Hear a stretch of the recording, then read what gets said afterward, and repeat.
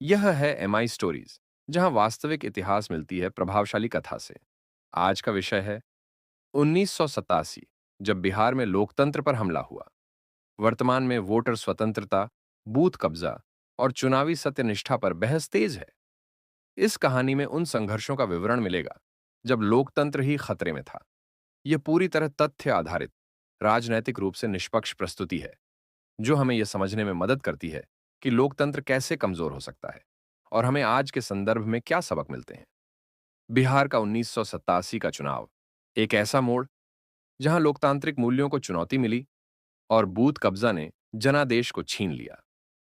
सबसे पहले समझें कि बूथ कब्जा क्या है। यह एक ऐसी प्रक्रिया है जिसमें पार्टी समर्थक या किराए के गुंडे किसी मतदान केंद्र पर कब्जा कर लेते हैं, वोट डालने वालों को रोकते हैं और खुद जैविक मतदाताओं की जगह वोट डाल देते हैं। इस प्रक्रिया के तहत नकली या पूर्व भरे बैलेट बॉक्सेस संग वोट फेंके जाते हैं, जिससे चुनाव परिणाम को तय कर दिया जाता है। इसकी शुरुआत भारत में पहली बार 1957 के लोकसभा चुनावों में रचिया ही बेगूसराय में देखी गई थी। विकिपीडिया। लेकिन यह प्रवृत्ति 1970 से 80 के दशक में खासकर ग्रामीण इलाकों में बढ़ी। चुनावों में बल और भय का इस्तेमाल आम होता गया। 1980 के दशक तक कांग्रेस के थोपे गए आधिपत्य और ऊंची जाति नियंत्रण ने राजनीति को व्यावहारिक संघर्ष का मैदान बना दिया था। पिछड़े वर्गों और अनुसूचित जातियों ने अपनी भागीदारी बढ़ाई, पर जब असंतोष जताया तो उन्हें डराया और धमकाया गया। 1987 का चुनाव बिहार में कांग्रेस शासन के दौर में हुआ। एक ऐसा चुनाव जहां व्यापक पैमाने पर बूथ कब्जा हुआ। बूथ ले लो, वोट ले लो, लोकतंत्र को कमजोर करने की यह ताजा रणनीति थी। बूथ कब्जा का अभ्यास, तंत्र और रणनीति, सत्ता गुंडों का संगठित हमला। ग्रामीण इलाकों में चुनाव से पहले ही सुबह सुबह बूथों पर गुंडों का कब्जा होता था। वे वोटरों को रोकते, घेरते और मतदान केंद्रों की सुरक्षा को चुनौती देते थे। चुनावी अधिकारियों पर दबाव, पोलिंग अधिकारी या तो डर से पीछे हट जाते या धमकाने पर सहम जाते। इससे या तो चुनाव प्रक्रिया बाधित होती या पूरी तरह ठप हो जाती। बल्कि मतदान केंद्रों पर बाईपास वोटिंग, जहां मतदान जारी रहता था, वहां पहले से तैयार बैलेट पेपर इस्तेमाल होते। इससे असली मतदाताओं की भागीदारी केवल औपचारिक लगती थी। डर और अनिश्चितता, वोटर्स को एक ही खबर मिलती कि वोट डालने जाओगे तो जान भी जोखिम में पड़ सकती है। इस डर से कई अपने घरों से बाहर नहीं निकलते। इन रणनीतियों ने बिहार के कई इलाकों में चुनाव परिणामों को पूर्व निर्धारित कर दिया। ऊंची वोट प्रतिशत की रिपोर्टिंग कुछ बूथों में होती थी, वहीं पड़ोसी बूथों में जीरो वोट आते थे। यह असामान्य आंकड़े स्पष्ट संकेत थे कि लोकतांत्रिक प्रक्रिया बिगड़ी हुई है। 1987 की राजनीतिक पृष्ठभूमि और संगठित अपराध, उसी दौर के एक प्रसिद्ध अपराधी थे कामदेव सिंह, जिसे वर्षा के पाब्लो एस्कोबार की उपाधि दी गई थी। उन्होंने बूथ कब्जा के लिए अपराधियों और सत्ताधारी नेताओं को आपस में जोड़ा। 1969 में मटिहानी विधानसभा सीट पर 34 बूथों पर कब्जा कर चुनाव परिणाम तय किए जाने का आरोप भी उन पर था, लेकिन उनकी मौत 1980 में हो गई थी। फिर भी 1987 के चुनावों में उन जैसे संरचित अपराध राजनीतिक गठजोड़ ने बूथ कब्जा को जनहित के खिलाफ हथियार बना दिया। दलित और पिछड़े वर्गों की स्थिति, बीच में जातिगत संघर्ष की पृष्ठभूमि में 1989 में दमवर बिहटा और 1991 में देव सहरिया जैसी घटनाएं हुईं, जहां दलितों को मतदान से वंचित करने की कोशिश की गई। उच्च जातियों ने उन्हें मतदान केंद्रों तक जाने से रोका। इसका प्रतिरोध वामपंथी संगठनों ने किया।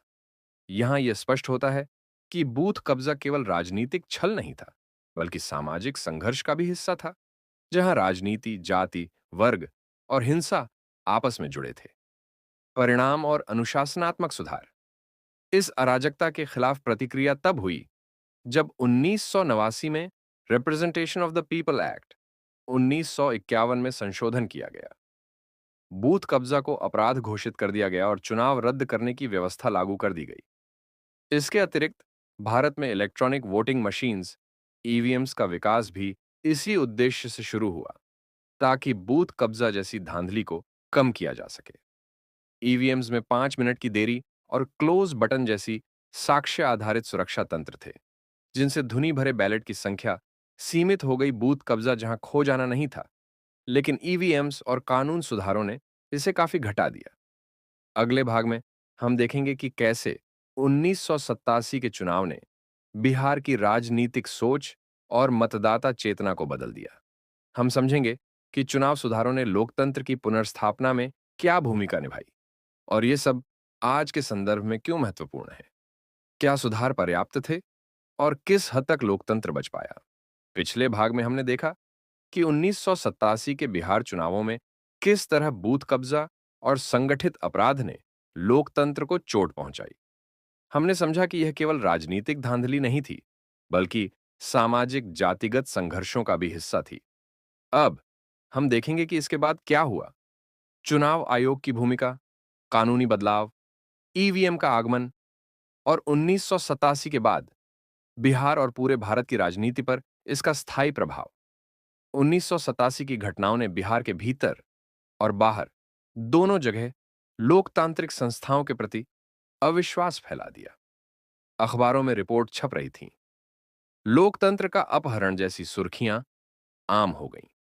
जनहित याचिकाएं, विपक्षी दलों की मांगें और नागरिक संगठनों के विरोध प्रदर्शन ने भारत निर्वाचन आयोग, इलेक्शन कमीशन ऑफ इंडिया पर दबाव डाला कि वह चुनावी प्रक्रिया को सुरक्षित और पारदर्शी बनाए।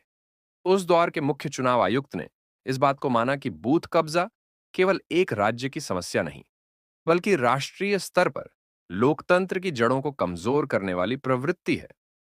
कानूनी बदलाव, representation of the people act में संशोधन 1989 में, representation of the people act 1951 में संशोधन किया गया। इसमें बूथ कब्जा को स्पष्ट रूप से एक दंडनीय अपराध घोषित किया गया। नया प्रावधान कहता था, यदि किसी निर्वाचन क्षेत्र के किसी भी मतदान केंद्र पर या उसके आसपास बल प्रयोग, भयादोहन या गैरकानूनी कब्जा होता है, तो उस केंद्र का चुनाव परिणाम रद्द किया जाएगा। इस बदलाव के साथ चुनाव आयोग को अधिकार मिला कि वह ऐसे मामलों में पुनर्मतदान, रीपोल करवा सके। ईवीएम का आगमन और बूथ कब्जा में कमी। 1980 के दशक के अंत में भारत निर्वाचन आयोग ने इलेक्ट्रॉनिक वोटिंग मशीन्स, ईवीएम्स पर काम शुरू किया। इसका एक मुख्य उद्देश्य बूथ कब्जा की प्रक्रिया को तकनीकी रूप से असंभव बनाना था। सीमित वोट डालने की गति, एक वोट डालने के बाद कुछ सेकंड का अंतराल रखा गया, जिससे मशीन में तेजी से फर्जी वोट भरना कठिन हुआ। क्लोज बटन, यदि कोई बूथ कब्जा हो जाए तो प्रिसीडिंग ऑफिसर मशीन को तत्काल बंद कर सकता था। वीवीपैट का जुड़ाव, बाद में VVPAT voter verified paper audit trail ने पारदर्शिता बढ़ाई, जिससे मतदाता अपने वोट की पर्ची देख सके। हालांकि ईवीएम के बावजूद भी चुनावी हिंसा और मतदाता डराने की घटनाएं पूरी तरह समाप्त नहीं हुईं, परंतु बड़े पैमाने पर बूथ कब्जा जैसी पुरानी शैली की धांधली में भारी कमी आई। 1987 के चुनावों के बाद बिहार की राजनीति में कई बड़े बदलाव देखने को मिले। जातिगत राजनीति का उभार, बूथ कब्जा के खिलाफ आंदोलन ने पिछड़े वर्गों और दलितों में राजनीतिक चेतना बढ़ाई। 1990 के दशक में लालू प्रसाद यादव जैसे नेताओं का उदय इसी सामाजिक जागरूकता की पृष्ठभूमि में हुआ। चुनाव में निगरानी की मांग, नागरिक संगठन और विपक्षी दल लगातार केंद्रीय बलों की तैनाती की मांग करने लगे। राजनीतिक अपराधीकरण पर बहस, 1987 ने इस बहस को तेज किया कि अपराध और राजनीति का गठजोड़ लोकतंत्र के लिए सबसे बड़ा खतरा है। आज जब हम बूथ कब्जा शब्द सुनते हैं, तो वह हमें 1980 से 90 के बिहार की याद दिलाता है। लेकिन यह कहानी सिर्फ बिहार या 1987 की नहीं, यह एक चेतावनी है कि लोकतंत्र तभी मजबूत है जब मतदाता निर्भय होकर वोट डाल सके और मतगणना ईमानदारी से हो। वर्तमान में जब सोशल मीडिया पर चुनाव आयोग की निष्पक्षता, ईवीएम की विश्वसनीयता और वोट चोरी के आरोपों पर बहस होती है, तब 1987 का इतिहास हमें सिखाता है कि केवल तकनीक से नहीं, बल्कि पारदर्शिता प्लस सख्त कानून प्लस राजनीतिक इच्छा शक्ति से ही चुनाव सुधरते हैं। मतदाता की जागरूकता ही लोकतंत्र की अंतिम सुरक्षा है। दोस्तों, 1987 जब बिहार में लोकतंत्र पर हमला हुआ, ये कहानी हमें बताती है कि चुनाव सिर्फ आंकड़ों का खेल नहीं, बल्कि जनता के विश्वास की परीक्षा है। बूथ कब्जा जैसे अपराध लोकतंत्र की आत्मा को चोट पहुंचाते हैं, और यदि हम सतर्क न रहें तो इतिहास खुद को दोहरा सकता है। इस घटना से निकला सबक स्पष्ट है। हमें अपनी वोट की रक्षा उसी तरह करनी है जैसे अपने अधिकार और भविष्य की रक्षा करते हैं। आप एम आई स्टोरीज देख रहे थे, और अगर आपको यह कहानी सूचनात्मक लगी हो तो इसे साझा करें ताकि ज्यादा लोग हमारे लोकतंत्र के इस कठिन अध्याय से सीख सकें। अगली बार हम एक और सच्ची ऐतिहासिक कहानी लेकर लौटेंगे। तब तक जागरूक रहिए, सतर्क रहिए और अपने वोट की ताकत को पहचानिए।